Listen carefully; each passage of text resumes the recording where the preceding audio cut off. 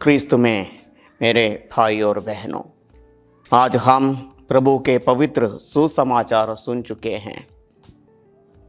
पवित्र सुसमाचार के शुभारंभ में हम देखते हैं प्रभु यीशु विशाल जनसमूह को देखकर पहाड़ी पर चढ़े और बैठ गए और उनके पास उनके प्रेरित भी थे और प्रभु उपदेश देने लगे।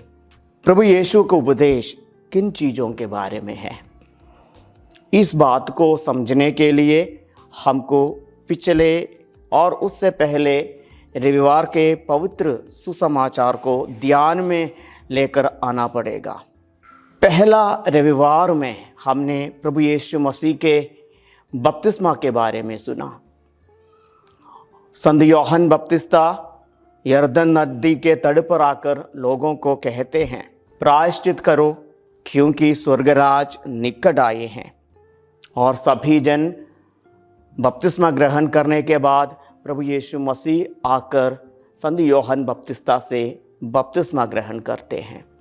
और पिछले रविवार को हमने सुना प्रभु यीशु लोगों के सामने आकर कहते हैं, प्रायश्चित करो स्वर्गराज निकट आए हैं।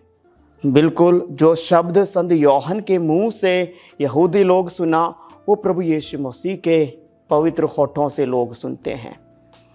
संत यूहन्ना यरदन के तट पर यहूदिया प्रदेश में आकर लोगों को ये वाणी देते हैं, स्वर्गराज निकट आए हैं, प्रायश्चित करो। प्रभु यीशु मसीह अपने ये सुसमाचार का संदेश यहूदी प्रदेश में नहीं, एक नया जगह पर कफरनाम नामक जगह पर आकर लोगों को सुनाते हैं। सबसे पहले हमको ये समझना होगा कि स्वर्गराज क्या है। नया नियम में स्वर्गराज के बारे हम क्या जानते हैं?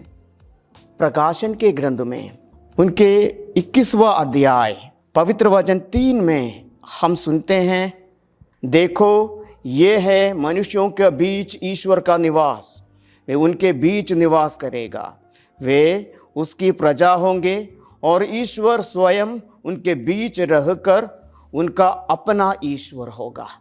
हम इनको ईश्वर का राज, स्वर्ग के राज कहते हैं। जब प्रभु यीशु मसीह कफरनाम इलाका में आकर, गलीलिया प्रदेश में आकर लोगों को जब ये वाणी देते हैं, प्रायश्चित करो स्वर्गराज निकट आए हैं, अर्थ हमको प्रकाशन के इस ग्रंथ से समझना है। ईश्वर इंसान बनकर अपने लोगों के बीच में आए हैं। वही ईश्वर इंसान के रूप में लोगों को अपना प्रजा बनाने के लिए इनविटेशन देते हैं, बुलाते हैं। हम सब वही ईश्वर का प्रजा है। अगर हम उस ईश्वर का प्रजा है तो हमको उस ईश्वर के वचनों के अनुसार चलना है। प्रभु यीशु मसीह का इस दुनिया में आने का एको एक उद्देश्य है, वो है स्वर्ग राज्य का संस्थापना। अगर प्रभु यीशु मसीह स्वर्ग राज्य का शुरुआत के लिए, उसके स्थापना के लिए इस दुनिया में आए हैं, प्रभु यीशु स्वर्ग राज्य के बारे में कई इंस्ट्रक्शंस अपने लोगों को देते हैं। स्वर्ग राज्य किन प्रकार के लोगों का होगा, वो बात आज हम सुनते हैं। अंग्रेजी में हम इनको बीआटिट्यूड्स कहते हैं। पहाड़ के ऊपर प्रभु यीशु मसीह बैठकर अपने लोगों को कुछ बात कहते हैं। उन बातों को आज हम सुनते हैं।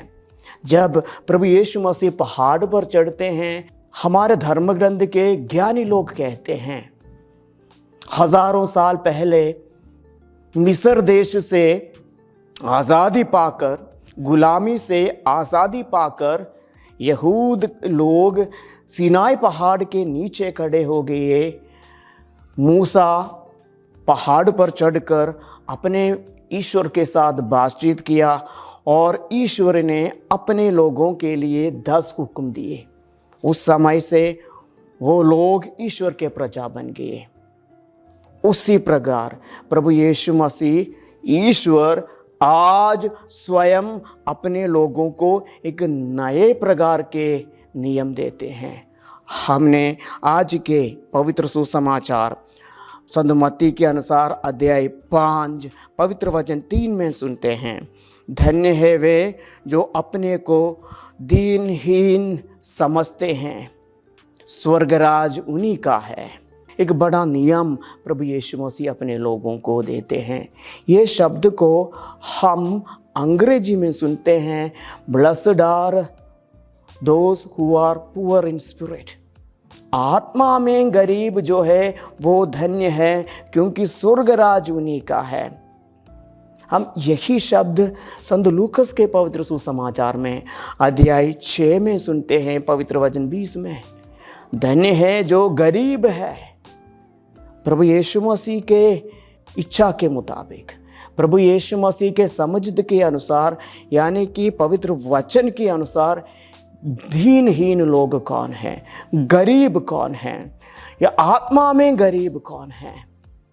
ये ना केवल वो लोग हैं जिनके पास कुछ नहीं है। प्रभु यीशु मसीह ये नहीं चाहता कि दुनिया के सभी के सब गरीब बन जाएं। प्रभु यीशु मसीह का ये कहने का क्या मतलब है कि धन्य है जो दीनहीन है, धन्य है जो आत्मा में गरीब है। इसका मतलब ये है, चाहे मेरे पास कितना भी धन दौलत क्यों ना हो, मुझे भरोसा मेरे धन दौलत पर, मेरे प्रताप पर, मेरे ताकत पर, मेरे परिवार पर, अपने आप पर नहीं रखना चाहिए। देखिए, प्रभु यीशु मसीह के बारे हम कई बातें पवित्र सुसमाचार में सुनते हैं। हम जानते हैं कि प्रभु यीशु मसीह ईश्वर था। संत पौलुस हमको कहते हैं, ईश्वर का बराबरी करने के बावजूद भी प्रभु यीशु मसीह अपने आप को खाली करके गुलाम के रूप में दिखाई दिया। वो स्वर्ग का सब चीज़ें छोड़कर पृथ्वी पर आए हमारे नजात और मुक्ति के लिए। ये नहीं सोचा कि मुझे ईश्वर का बराबरी चाहिए, बल्कि हमको इतना प्रेम किया कि हमारे खातिर सब कुछ छोड़कर हमारे बीच में आए। यूहन्ना बपतिस्ता प्रभु यीशु मसीह के बारे में कहते हैं, देखिए ईश्वर का मेमना जो दुनिया के पाप हर लेने वाले हैं। वो इंसान के लिए अपने प्राण त्यागने के लिए इस दुनिया में आए। प्रभु यीशु मसीह के बारे में हम ये भी जानते हैं, दाऊद राजा के वंश में पैदा हुआ, राजा बनकर पैदा हुआ। जो ज्योतिषी लोग पूर्व से आकर यही पूछते हैं, यहूदियों का राजा कौन है, राजा होने के बावजूद वो सब कुछ त्यागा हमारे लिए। प्रभु यीशु मसीह का जिंदगी का अर्थ क्या है? मुझे दुनियादारी पर हक या उस पर गर्व नहीं करना। जो चीज़ मेरे पास है, जो रिश्तेदार मेरा है, उन पर भरोसा मत रखो। प्रभु यीशु जैसे रातों रातों चेले प्रभु यीशु मसीह को ढूंढने चल पड़े, और प्रभु यीशु मसीह को उन्होंने पहाड़ पर अपना पिता के साथ प्रार्थना करते हुए पाया, क्योंकि प्रभु यीशु मसीह का भरोसा अपना पिता के ऊपर था। प्रभु जब कहते हैं धन्य है जो दीनहीन है, अर्थ यही है कि तुम लोगों को ईश्वर पर भरोसा रखना है। अगर तुम इन पर करोगे तो तुम लोग मेरे राज्य का प्रजा होंगे, और कहते हैं स्वर्ग राज तुम्हारा होगा, ईश्वर का राज तुम्हारा होगा। जैसे कि प्रकाशना ग्रंथ में हमने सुना, ईश्वर तुम्हारे बीच निवास करेगा। अगर मैं प्रभु यीशु मसीह को अपने पास देखना है तो मुझे भरोसा दुनियाई चीज़ों पर, दुनियाई लोगों पर नहीं, बल्कि प्रभु यीशु मसीह पर भरोसा रखना है। इसका अर्थ क्या है? जब मैं अपने बारे सोचूंगा, मुझे ये ज्ञान प्राप्त होना चाहिए, मेरे पास मेरे पापों के सिवा कुछ नहीं है, मैं पापी हूँ, मैं ईश्वर के सम्मुख आकर गर्व नहीं कर सकता। जो कुछ मेरे पास है सब कुछ ईश्वर का दान है, मेरे अपना कुछ नहीं। जब तक ईश्वर चाहता है तब तक ये मेरे पास है। जैसे आयूब कहते हैं, ईश्वर ने दिया, ईश्वर ने लिया, उनका नाम की महिमा हो। जो भी मेरा है, जो कुछ मैं इस्तेमाल करता हूँ प्रभु की इच्छा के कारण ही मेरे पास है, और मुझे इन चीज़ों के लिए परमेश्वर के सामने हमेशा प्रभु को धन्यवाद देना है। प्रभु मैं धन्यवाद देता हूँ, इसका योग्य ना होने के बावजूद भी आपने ये मुझे प्रदान किया। मैं आपसे पूछ नहीं सकता, फिर भी अपना पुत्र मानकर, अपना संतान मानकर आप ये सब कुछ मुझे दिया, आपको धन्यवाद। और प्रभु इस दुनिया में रहने के कारण मुझे अन्य चीज़ों का भी ज़रूरत है, हम पर, मुझ पर दया करे, मेरे प्रार्थनाओं को सुन, मैं यह कर सकता हूँ। और अगर मुझे ये मालूम है मेरा भरोसा सिर्फ और सिर्फ ईश्वर पर है, तो मैं अपना मौत भी बड़ी खुशी से ग्रहण कर सकता हूँ, क्योंकि मेरा ज़िंदगी का मकसद ये नहीं कि उस दुनिया में ज़िंदगी भर रह कर पूरे शान नाल रहना है, नहीं। संत पौलुस की तरह मुझे ज़्यादा अच्छा ये है कि मैं प्रभु के साथ रहूं। अगर मैं इस दुनिया में अब जीवित हूं तो तुम लोगों के कारण, तुमको प्रभु यीशु मसीह के बारे सिखाने के लिए, हर एक का जो प्रभु यीशु मसीह पर विश्वास करते हैं लक्ष्य ये होना चाहिए, मैं इस दुनिया में सिर्फ और सिर्फ प्रभु यीशु मसीह के लिए हैं। संत पौलुस हमको याद दिलाते हैं, मुझ पर मैं नहीं बल्कि प्रभु यीशु मसीह जिंदा है। अगर आज के पवित्र वचन के मुताबिक मैं कह सकता हूँ कि मैं आत्मा में गरीब हूँ, क्योंकि इन चीज़ों पर जो मैं देखता हूँ, जो मैं सोचता हूँ कि मेरा है, प्रभु का दान है, और मेरा भरोसा इन चीज़ों पर नहीं पर उन पर है जो मुझे ये सब कुछ दान के रूप में दिया है। और हम आज एक दूसरा शब्द सुनते हैं, वो लिखते हैं, धन्य है वे जो नम्र है, उन्हें प्रतिज्ञात देश प्राप्त होगा। अगर हम कोई भी यहूदी से, इज़राइल में रहने वाले लोगों को पूछे प्रतिज्ञात देश क्या है, वो कहेंगे यरूशलेम, हमारा देश इज़राइल प्रतिज्ञात देश है। मूसा के समय से, अब्राहम हमारा पूर्वज, तब से ईश्वर ने ये वादा किया था कि प्रतिज्ञात देश में तुम लोग जाओगे, वहाँ राज करोगे। अगर एक ईसाई जो प्रभु यीशु मसीह पर विश्वास करते हैं उनसे पूछे कि प्रतिज्ञात देश क्या है, एक उत्तर है, वो स्वर्ग राज्य है। प्रभु के साथ बैठने को हम कहते हैं स्वर्ग राज्य या प्रतिज्ञात देश। आज के वो वचन प्रकाशन के ग्रंथ में ईश्वर तुम्हारे साथ रहेंगे, ये मेरे लिए सबसे बड़ी बात है। और प्रभु यीशु मसीह कहते हैं उनके लिए तुमको नम्र रहना है। प्रभु यीशु मसीह हमको एक वचन देते हैं संत मत्ती के पवित्र सुसमाचार में अध्याय 11 में पवित्र वचन 29 में, मुझसे सीखो, मैं स्वभाव से नम्र और विनीत हूँ, इस तरह तुम अपनी आत्मा के लिए शांति पाओगे। स्वर्ग राज्य में प्रवेश करने का कदम, प्रभु यीशु मसीह का साथ बैठने के कदम ये हैं कि हर बात में प्रभु यीशु मसीह जैसे बने। और उसमें सबसे पहले आते हैं हलीम रहना, नम्र रहना। ईश्वर होने के बावजूद प्रभु यीशु मसीह किन के साथ रहते थे? गरीब जनता के पास। आलीशान महलों में प्रभु यीशु मसीह नहीं रहा। क्रिसमस याद करिए, प्रभु यीशु मसीह का जन्म हुआ गौशाला में। राजा का परिवार का वारिस शहजादा पैदा हुआ गौशाला में, और उनके बीच में भेड़ बकरी और चरवाहे लोग आकर प्रभु यीशु मसीह का आराधना करते हैं, नतमस्तक करते हैं। नम्र होना है। अगर ईश्वर ने मुझे बनाया है, ईश्वर ने सब कुछ बनाया है, ईश्वर के नज़रों के द्वारा दुनिया को देखना है। एक कभी नहीं सोचना मैं कोई बड़ा इंसान हूँ, मेरे से बढ़कर कोई नहीं। घमंड सबसे बड़ा पाप है।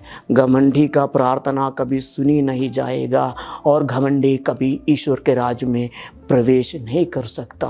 प्रभु यीशु मसीह कहता है मेरे से सीखो, प्रभु यीशु मसीह से सीखो कि प्रभु यीशु मसीह कितना महान है। महान इसलिए है क्योंकि वो हलीम है, हलीम बनना सीखना है, क्योंकि हमारा प्रतिज्ञात देश ये पृथ्वी नहीं, ये कमरा नहीं, ये देश नहीं, बल्कि वो है स्वर्गराज हैं, जहाँ अपनी आँखों से प्रभु को बीच में देखेंगे, आमने सामने देखेंगे, और उसके लिए पूरा तैयारी करने हैं।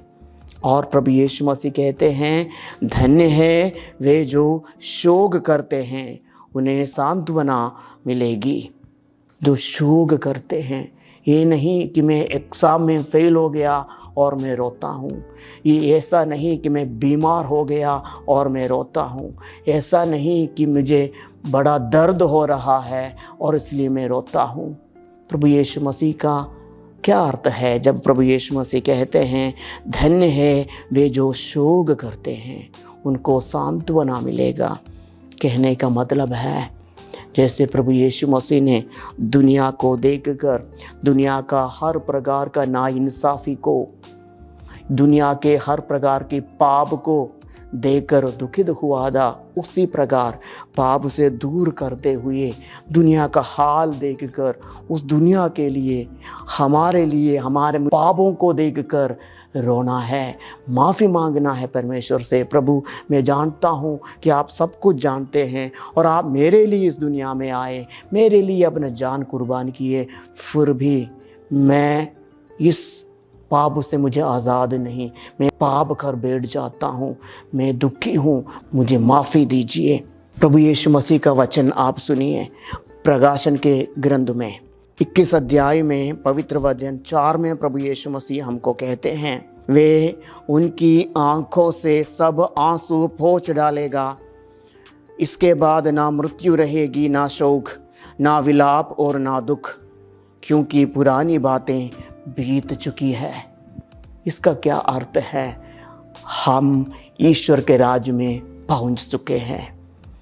जब हम ईश्वर के संतान हैं, ईश्वर हमारा पिता है, हमको पिता कहने का पुत्र की आत्मा दी गई है, और जब हम इस पुत्र होने के नाते बड़ी प्रत्याशा के साथ, उम्मीद के साथ प्रार्थना करेंगे, तो प्रभु का वचन ये है, बेटा मत रो, मैं तुम्हारा बीच में हूँ, मैं तुम्हारे साथ हूँ। ये है आज प्रभु यीशु मसीह हम सबों को कह रहे हैं। हर समय हर बात पर भरोसा प्रभु यीशु मसीह को करिए। जब मैं मेरे बारे सोचूंगा, मैं प्रभु के नज़र में सिर्फ पापी हूँ और पाप करता हूँ। जो कुछ मैं अपना मानता हूँ वो सब ईश्वर का दान है। मेरे माँ बाप, मेरा रिश्तेदार, जो भी मैं अपना मानता हूँ, सब ईश्वर का दान है, और हमेशा हमेशा के लिए इनमें कोई भी मेरे साथ नहीं रह सकता। और जो दी गई चीज़ें हैं उनके लिए परमेश्वर को धन्यवाद देना है, मेरे पापों के प्रति प्रायश्चित करना है और प्रार्थना करना है कि मुझे पाप से बचाइए और एक पवित्र ज़िंदगी जीने का कृपा दीजिए। और इस बात और ये काम मैं अगर कर सकता हूँ तो मैं कह सकता हूँ कि मैं स्वर्ग राज्य में हूँ, स्वर्ग राज्य का वारिस हूँ, और प्रभु मेरे आंसू पोंछ डालेगा और प्रभु मुझ पर दया दिखाएगा। आइए मेरे भाई और बहनों, हर बात के लिए, प्रभु का कृपा के लिए परमेश्वर को धन्यवाद दीजिए और प्रार्थना करिए कि प्रभु का कृपा हमेशा हमारे साथ रहे और हर प्रकार की पापों से हमको मुक्त करे, और प्रभु के जैसे, जो प्रभु यीशु मसीह एक नया नियम हमको दिया है, जैसे मैंने तुमको प्यार किया उसी प्रकार प्यार करिए। मैं भी प्रभु के कृपा से प्रभु जैसे एक दूसरे को प्यार करें। पिता और पुत्र और पवित्र आत्मा के नाम पर, आमीन।